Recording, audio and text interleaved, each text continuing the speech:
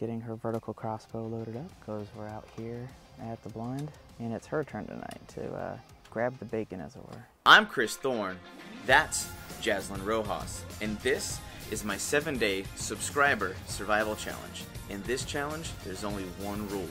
If we want to eat, we've got to catch it and cook it. Good morning, everybody. It's day 2. It is cold. It got down to like 38 degrees last night, from like 85 to 38. It's such a weird spectrum. It's so wide range. It's like summertime during the day and then like almost freezing at night. But let's get this day started.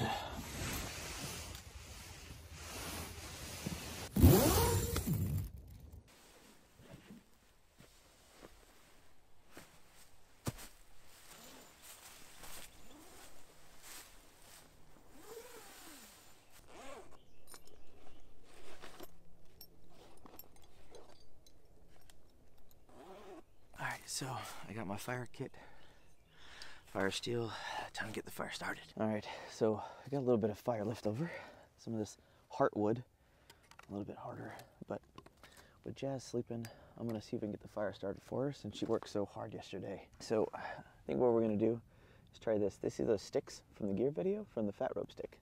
Now there's 20 sticks in here, but the thing is you can get 90 from one single fat rope stick. So we're only gonna use a couple of these, because this is basically 20 days if you conserve really, really well. One of our sponsors is Cold Steel. Big shout out to them for sending me this knife. So with these sticks, these are really easy. All you gotta do is start breaking these up into their little fibers. Hey baby, good morning, how you doing? Got those right there. This is my Quadratum Elite Fire Steel from 4 Directions Bushcraft. Boom, there we go.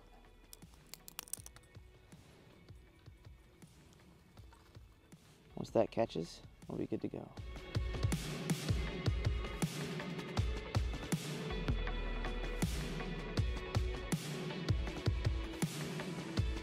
Well, for you guys who are watching day 1, and if you weren't watching day 1, there's going to be an entire playlist up in the right-hand corner where you can see the entire series, where I'm bringing a subscriber along with me for this entire adventure, which is why it's called the 7-Day Subscriber Survival Challenge. But my water bottle's empty.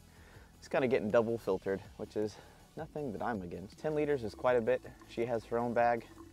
Wanted to make sure water wasn't too big of a concern, because once you start going into the basics and priorities of outdoor wilderness living and surviving, it takes a very big toll on your body.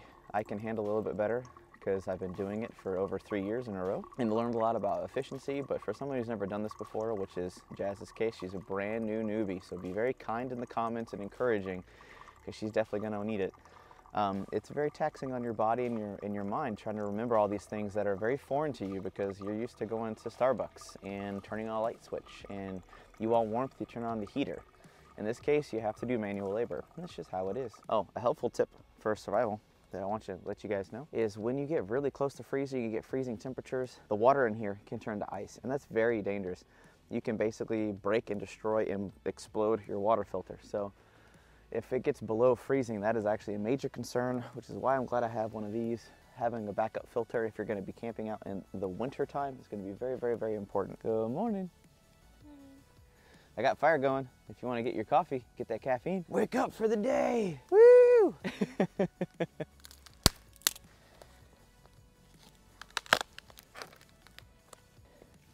So while Jazz is getting up, one thing I kind of love about this area is this whole place is basically fallen firewood, which is good, because for like the first few days, I'm just gonna pick stuff up and put it in the fire pit. So it's gonna be kind of nice. How'd you sleep? It got down to almost freezing last night. Once I finally fell asleep, I was in a coma. Your just body finally knocked out? Yeah, I think so. Yeah. Yeah, I found it hard to sleep while I'm camping back in the day. I've gotten used to it now, obviously, but it's not easy to sleep outside when it's really cold at first. Look at that, you already got a clothesline already ready to go. Look at you, all professional. All right, so while Jazz is getting ready for the morning, getting her coffee and energy up, warming up by the fire, I got a tiny little project. But first, to get this done, I'm gonna need my Silky Zoom bat. This is the 390. I got this from Canadian Prepper. This thing is huge. It's like a 15-inch blade, and this thing saws through everything like a dream. It's awesome. So what I'm looking for are these straight pieces.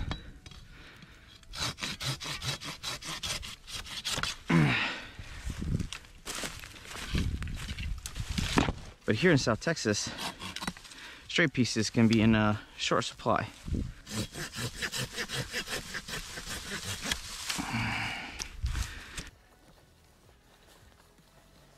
So what I need for this are the 3 pieces of wood, and then in the end, I need some bank line.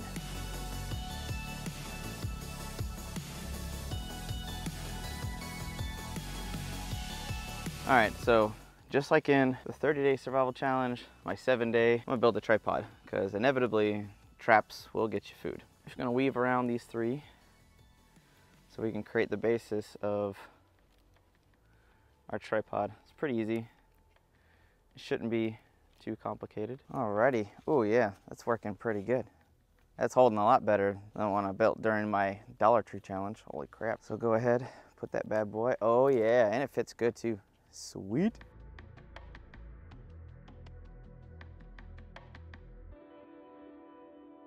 All right, fire's prepped. Tripod's built. Go ahead. Cordage, gloves, water.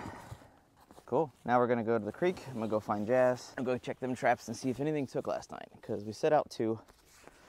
I can't imagine why we wouldn't have anything in there. So, because I need some meat, because I'm hungry. Jazz is with me. We're gonna go check our handiwork in the traps. I told her about the tripod. She's excited to see that. And are you excited for the super secret bushcraft build I'm not gonna tell you about yet? Yes. Yeah, cool. We're gonna check the first one that I set. Ooh, the door's closed. Is that a thing? Is there something in there? Nope. No, really? Oh man. So that was either something really big that came through here and got a little, yeah, looks like they got a little bit of the bait. Not a lot of it, but they got a little bit of it. And that they probably set this off, but they were so big they didn't get stuck in. So that's either a really good thing or a really bad thing, because there's still bait in there. But if we don't get anything by tomorrow, we'll 100% we'll 100%. Oh yeah.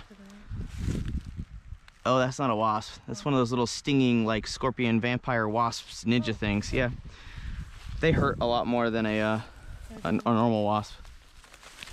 All right, let's go check your trap.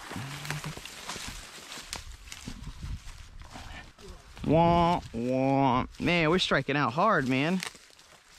She's gonna question my trapping ability.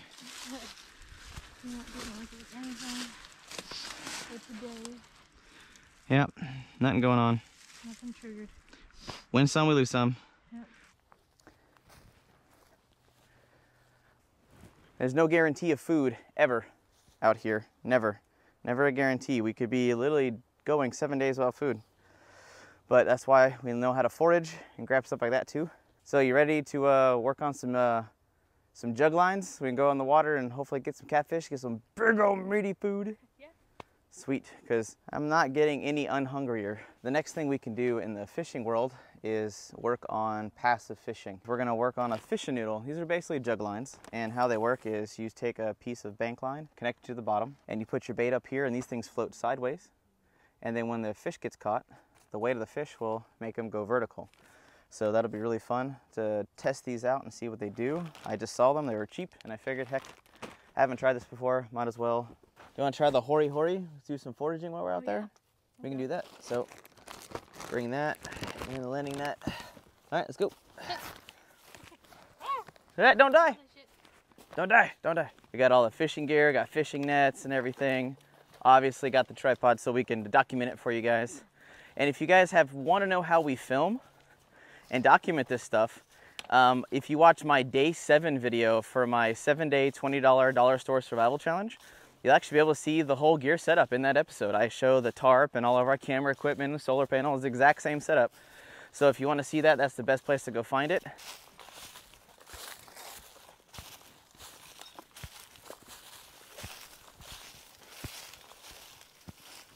Briar vines are fun, huh? Oh yeah. Loads of fun. Just smack you in the face 24/7. Oh, Jazz, we're in for a treat. So this is really cool. So this plant right here is called Turk's Cap. And it is a very sweet honeysuckle type flower. If those flowers actually bloom, they actually create apples. And those apples are edible too. This plant's edible too. You can find these tender leaves right here. We can crush these up and put them into like a salad or something if we wanted to, or a soup or whatnot back at camp. So if we once we get some food, but we don't want to take too many of these because we only have a few flowers. So go ahead and enjoy that awesomeness. Oh. Oh wow. It's good, right? Yeah. Yeah? It's like eating a salad.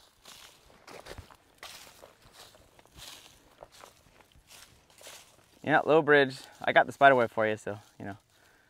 Welcome. A regular bridge for me. Yeah, right? All right, guys, so there's a ton of reeds down in here. Just stomping my way through so we can access the deeper water that's down in this area. How do you like the machete, the black bear bowie? Yeah, dude. 18 bucks, man. Makes it feel so powerful. It does. You feel like a warrior. Ugh. Who's about to beat himself up with blood reeds. The sponsor of today's episode is the BIGDBAG subscription service, offering some of the best and most useful gear for the avid outdoorsman and hunter in your life. Their promise is no fluff or BS items ever. Head on over to BIGDBAG.com and discover how $40 per month can change your experience in the wild. That link will be down in the video description. We do have some guaranteed food resources like Asian clams, pecans, cactus fruits, things like that. With sugar hackberries we can go after. But I do know with having someone else out here, I can easily find enough calories for myself. But there's a lot of responsibility in my head for me personally, knowing that I have to kind of take care of someone else too at the same time and kind of show them the ropes and let them have those experiences for themselves. So making sure that I can get enough food for both of us is kind of a big deal. All right, here's the open. First jug line is away. I have no illusions. Because of the current, that's going to get dragged down the stream some. That's why I wanted that big, huge, long line. Let that thing float for a little while and see what happens. All right, so I got that jug line done with the other one. That's all I got right now. I'm going to save the third one for like a whole nother section just to see if we get lucky down creek. All right, so I want to make sure I have a place to kerplunk my butt later. So I think I'm going to build a bushcraft chair back at camp while we're waiting, and then we can come back and check these and obviously do some foraging because we need calories in our system today. So while I'm on my way back, Jazz is still at the creek getting stuff done. I'm gonna try the Hori Hori as a digging tool because it's designed for gardening, landscaping, and also foraging. It's basically the coolest thing I've ever seen. And I actually got this from Bespoke Post, but this is the tool. So I have a hammer end right here. Then you have all the things, man. You got measuring sticks so you can make sure plants and life. It's a big, huge chisel grind for digging. Thing is a monster. Got the Silky saw. I'm gonna try to find a few trees that look sturdy enough. I'm trying to find some dead standing, but anything that was straight enough, like these out here, will be perfect. Yeah, that'll make a chair for sure.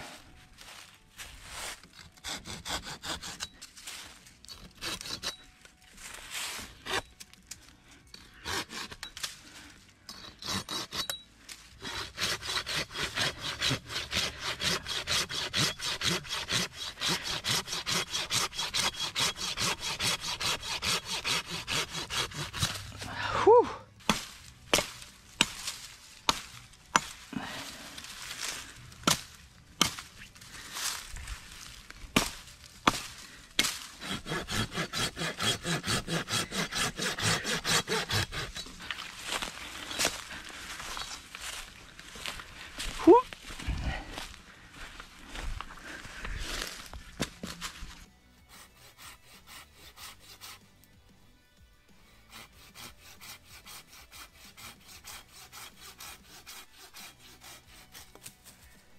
I'm going to be building this chair very similar to a lot of other ones I've done, kind of like a triangle shape, but I'm using this time, which is kind of fun. It gives me an actual seat, like a padded seat to sink into. And I don't even remember the company. I've gotten this like 6 months ago, but it's a nice big wide opening. like this, where I can put it against the seat and kind of crinkle it up, and then basically I have a full back, which will be really freaking neat. Like so. Ooh, that barely fits, man. Holy crap.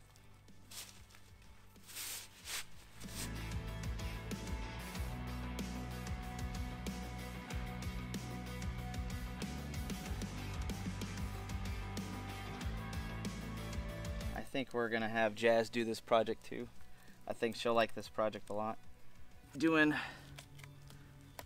kind of like a cross design for this. I go around 3 or 4 times, loop it back through, and then we're gonna cinch it around laterally. It's really simple. And then once we get that around, this is where we start cinching, tighten this up. It's nothing new. If you watch a lot of outdoor and survival and bushcraft channels, you've seen this style done a lot, especially on my channel. Loop her out one more time for good measure. And I'm just gonna overhand knot it, lock it in. There we go.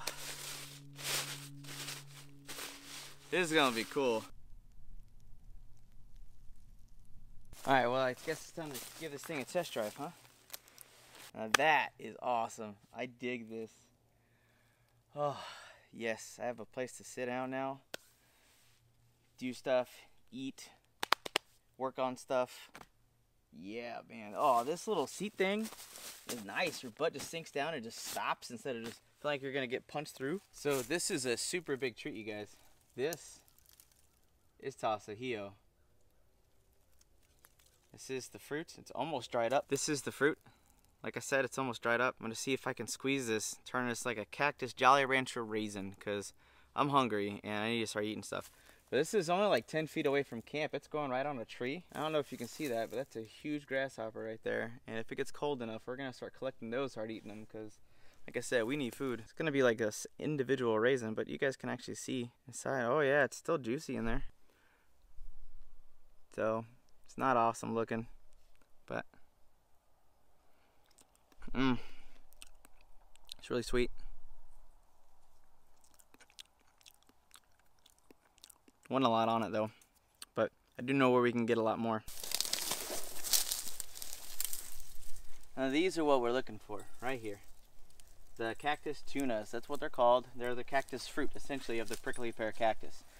Now these are some big ones, but what I want to do is take these Ziploc bags, and then after I pluck them off and pull them off, is once they're in the bag, let the glockids that are stabbing the crap out of me right now stick to the bag, and then I can dump them out into like a skillet or something, and we can have a glockid free meal tonight. These are big. This one's a green one's gonna be more like a desert potato than a sweet fruit.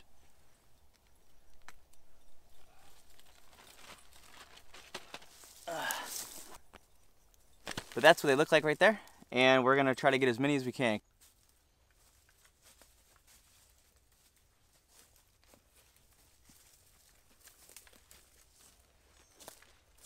Alright, so I've been looking around for about 45 minutes to an hour.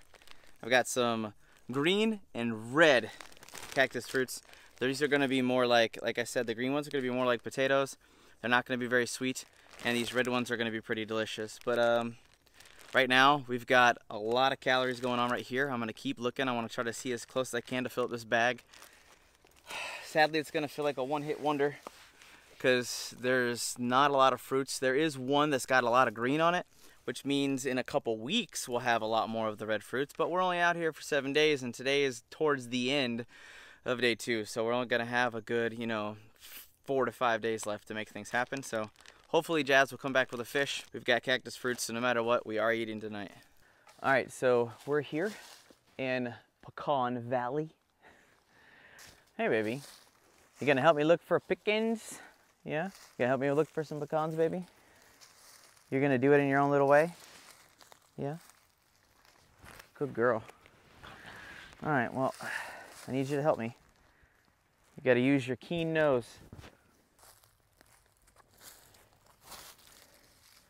Well, there's some. Not a lot. They're here.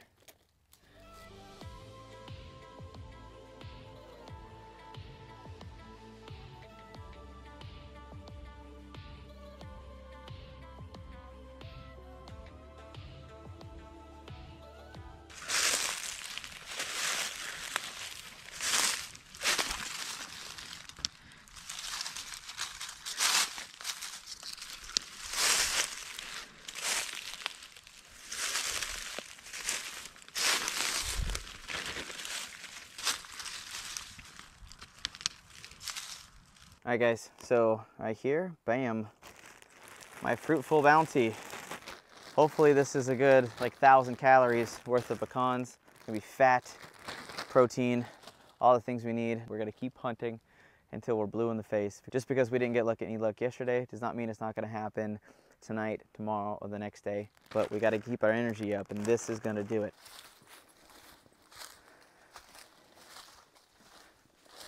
Time to check these. Oh crap! It's slippery. Head's still there though. That's a good thing.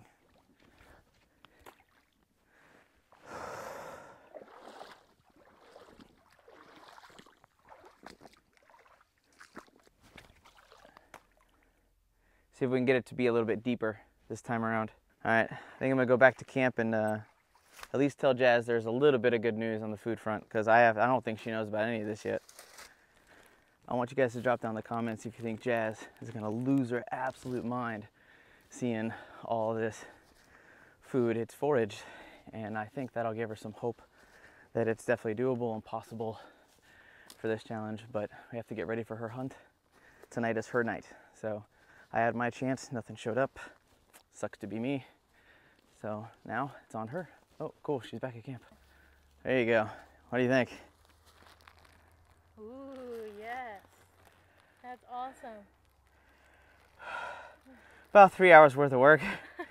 But yeah, I figured that would get you motivated for the hunt. Oh yeah, I'm ready. So I told everybody it's your night. So it's on her whether she takes that beast right there and, you know, starts swacking. No pressure. No pressure at all.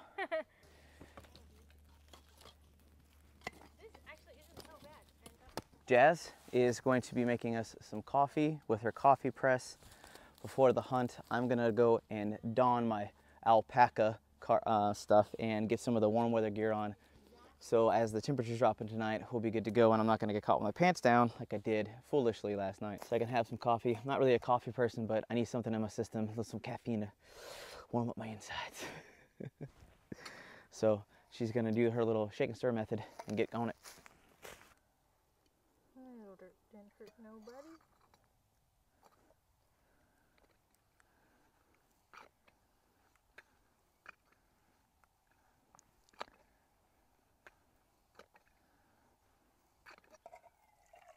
Oh, yeah, that's plenty. Yeah, take the rest of it. We need the energy. Dude, this was like exactly what the doctor ordered. I'm gonna be a coffee crack addict from now on, I think. It's good. Heck yeah. Yeah. So what's your main focus tonight? Higgity hog? Yeah? Piggity wiggity. Piggly wiggly. Got it. Alright. Alright, so Jazz right now is getting her vertical crossbow loaded up. Because we're out here at the blind. And it's her turn tonight to grab the bacon, as it were.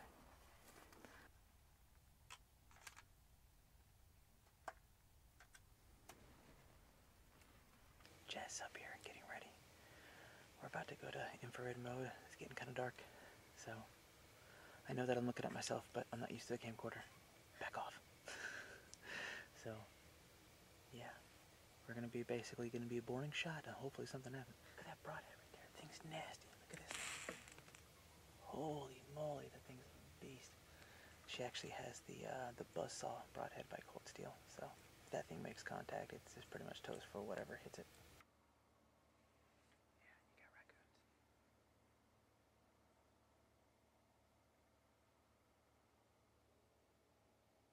So in total, we spent about 3 hours at the feeder, which to date has been pretty disappointing given the fact that we were really excited to be able to take our crossbow and the vertical crossbow by Hickory Creek Archery out and take some bigger game. Though we had a lot more activity on night 2, the big huge draw was the possum, but even though I could pick it up on camera, Jazz just couldn't see it in the light because it was such a small creature out past 40 yards. Without her having a night vision in her scope and sight, there just wasn't a lot we could do. It was a bust at the feeder, but I think we're going to go back to camp. I'm going to get my blowgun. She's going to get, I think you're going to get your slingshot, right? Yep. Yeah, she's getting her slingshot, and we're going to go do hunting actively, try to get some raccoons, possums, rattlesnakes, whatever we get. So, time to go back. There is fishing line here that I'm somehow tangled in.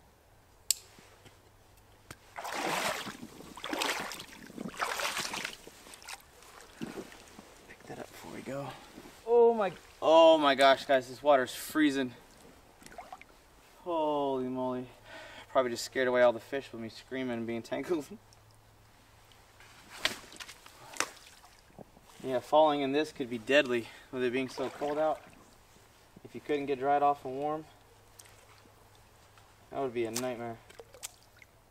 You know, I heard a rumor they like shad. Maybe they like live shad. Maybe the store-bought crap is just a gimmick. I'll change that stuff out in the morning. Ooh, hey, one I missed. Figure out where the glockets are, pick it up, and just twist it like a bottle top.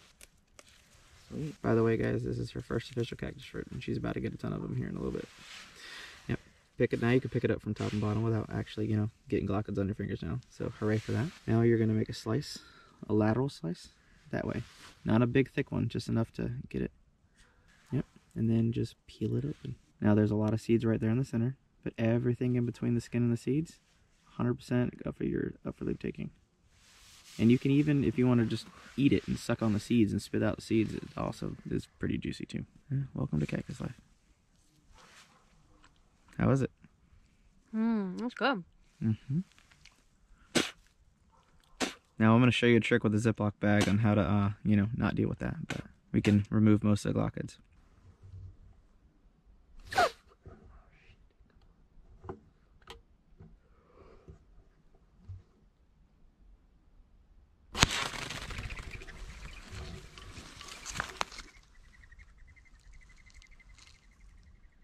Good news. Holy shit. Lucky it's dove season.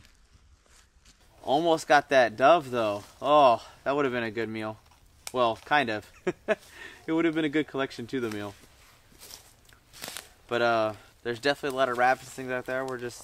I think they're all bedding down and hunkering now because it's so cold. So if the weather warms up a little bit, hopefully they'll start going after food more and being a little more crazy, a little more active. I mean, even the ants are standing still, you know?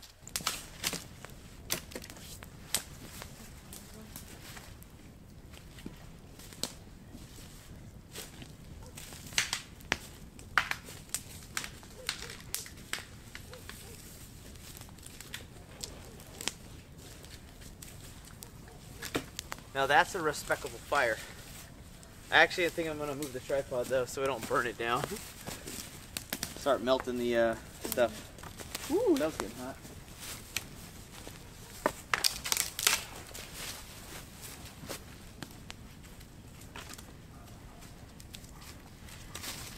And guess what? Glockets do not stick to cast iron, so. That's nice. So, yeah, I learned that in Bed Bath & Beyond. Huh? They had a sale. They told me. Oh. They're like, you want cast iron, it doesn't stick to, glockets don't stick to it. And I was like, oh, that's a great selling point, thank you. See, the glockets are like way more minimal. Yeah. So, I'm going to take these like more potato-y ones and just chop off the bottoms and the tops, and we can actually cook these if you'd like. Does that look like a plum? It looks so good.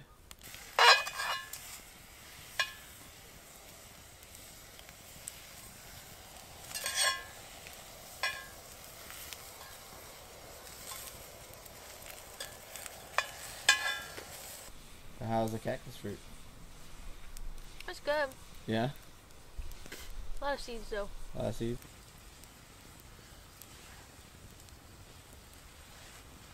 Oh man, that season is dope.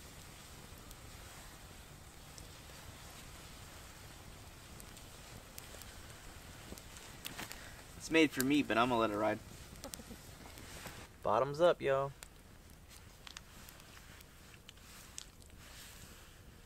Well, that was really weird. Oh. It's like sour. That's weird. It's weird because it's soury sweet, but I'm getting some like. I would peel, like, make sure that is facing you. The other Oh. side. Oh, there you go. You can do it that way too. For sure.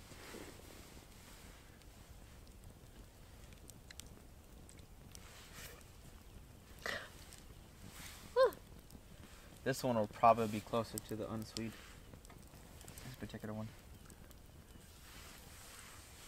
Holy fajitas. See, to me, there's more reward on, I think, on these. Except for that. These too. I don't know what that was, Jazz. What? I was looking.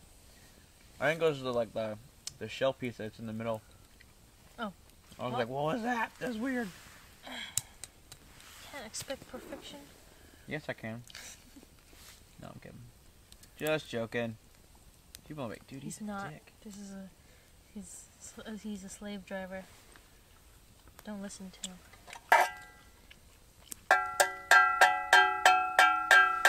Council meeting. The cactus and the pecans were good, but not exactly enough.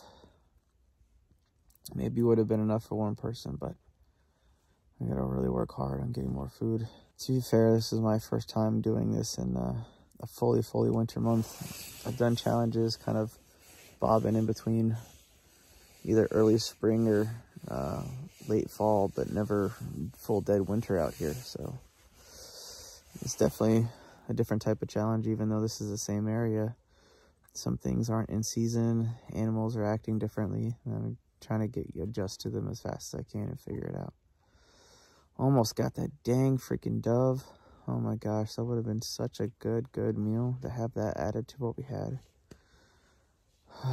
But we ate about half the pecans. Hopefully we can double team on them tomorrow. We're definitely gonna need something to eat. Maybe we'll do some coffee and pecans, make it more like a Starbucks thing.